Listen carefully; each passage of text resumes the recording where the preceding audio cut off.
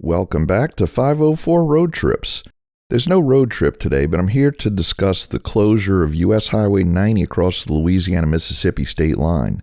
The picture you see here, taken on one of our very early road trips, is the U.S. 90 bridge over the Pearl River connecting the two states. This has long been the scenic route out to the Mississippi Gulf Coast for many New Orleanians, and it's a good way to avoid the interstate.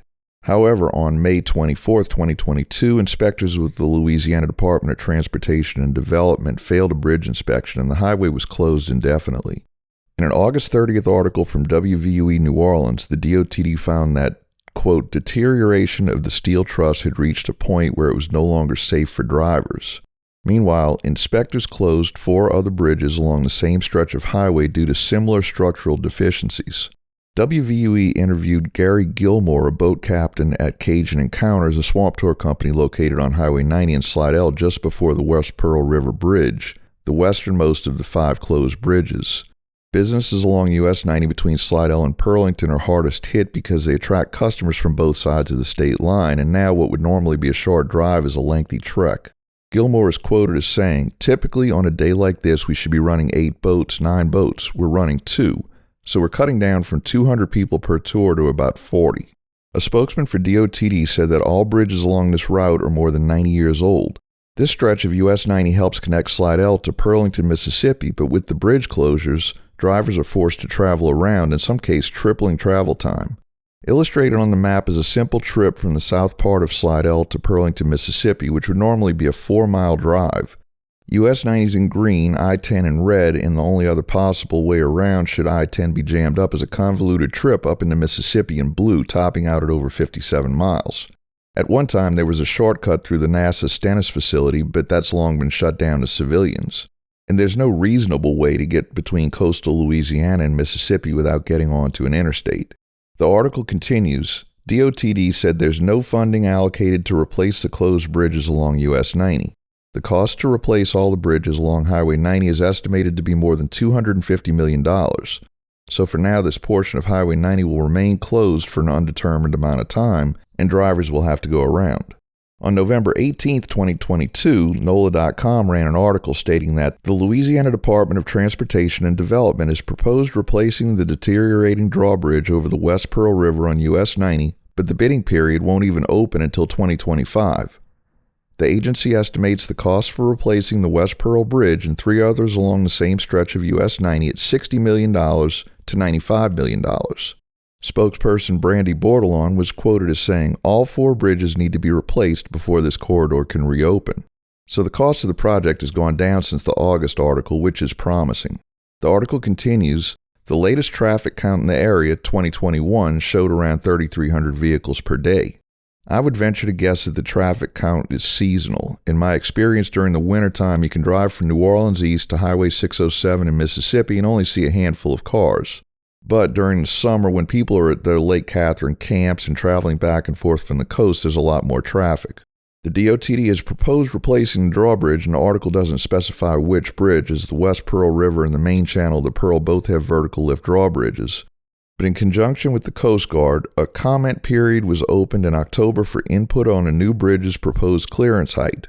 The agency proposes replacing the drawbridge with a fixed bridge that would have 12-foot clearance above water, a decrease of 6 feet from the current drawbridge when closed.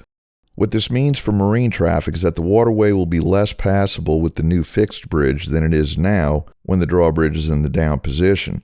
When open, the current bridge has a vertical lift span of 110 feet.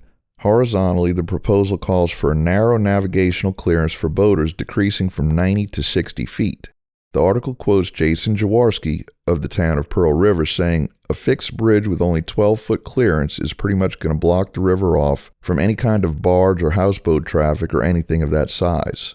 And my favorite part of the article, and the very reason I'm covering this, is, quote, long before I-10 was built and became the preferred route, generations of New Orleanians used US 90 to get from the city to the Mississippi Gulf Coast and points further east. This has always been my preferred route, with multiple trips each year between New Orleans and the coast for my entire life, and unless I'm in a big rush, I take Highway 90 at least one way. I-10 in Mississippi has only been complete since 1982, and my childhood trips to the coast date back several years before that.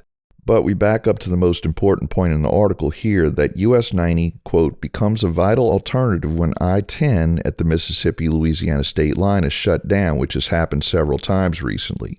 This leads us to a Biloxi Sun-Herald article dated November 29th that reads, Interstate 10, a highway that spans from Florida to California, is driven by hundreds of thousands of people every day across the U.S. But on the Mississippi coast, it's also the site of many accidents, traffic snarls, and road closures.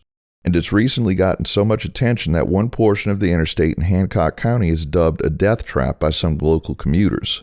The portion of I-10 at the Mississippi-Louisiana state line has made headlines multiple times over the last year, particularly after a semi-truck hauling BMWs crashed on the bridge that connects Hancock County to St. Tammany Parish in January. The fiery wreck closed both lanes of the bridge for hours, then one lane of the bridge was closed for months for repairs, causing daily traffic delays for hours. In an almost identical spot earlier this month, another 18-wheeler caught fire after crashing into the bridge railing. Another incident in March saw a 4-car, one 18-wheeler pileup that sent 6 people to the hospital, one of which had to be evacuated by medical helicopter. Traffic snarls at the state line were made worse when the West Pearl River Bridge closed for repairs in Louisiana. Commuters could often take the scenic route on US 90 through Pearlington and into Louisiana, but the bridge closure makes that impossible. The high volume of traffic that moves through the interstate every day may be a contributing factor to these traffic accidents, officials with the Mississippi Department of Transportation said. What this article fails to mention is that the I-10 bridge over the Pearl River is aging and substandard. Built in 1970, the bridge at the state line is 2 lanes, like all of I-10 between the I-10-1259 split in the Jordan River, but it doesn't have the required 3.5-foot shoulders on each side that are required of any existing bridge over 200 feet in length. Back to the article. Though many commuters who travel this route daily have not been in an accident themselves, everyone has heard of the I-10 pileups and 18-wheeler fires that have made headlines this year. Specifically on that bridge going into Louisiana, it's all been 18-wheelers, said Brian Velasquez, a Mississippi resident who drives I-10 to Slidell every day on the way to work. I tell all my friends that I-10 is a death trap because there's always something happening on I-10. I live in Diamond Head, and from Diamond Head to the state line, there's always something at least twice a month. Another commuter, Wesley Roy, commented, when you go up on the bridge, there's this narrowing effect that people have because the shoulder widths are very thin. So people slow down, and if someone changes their speed, that's where the accident happens, right before you get on the bridge. The article continues, MDOT has plans in the works that they say will make I-10 safer in Hancock County. There's a 2023 project scheduled to make median improvements from the Louisiana state line to Mississippi 603, end quote. This fails to address the problem with the bridge over the Pearl River, which I assume would have to be a joint project between MDOT and Louisiana DOTD. So I hope this outlines the huge problem the closure of US 90 has created and the lack of options for detours. We hope to see Highway 90 opened again sooner rather than later, and of course, as soon as that happens, we'll be there to film whatever improvements they've made. Thanks for watching. If you like this video, please give us a thumbs up, post a comment, subscribe, share and follow us on social media, and join us for our next 504 road trip.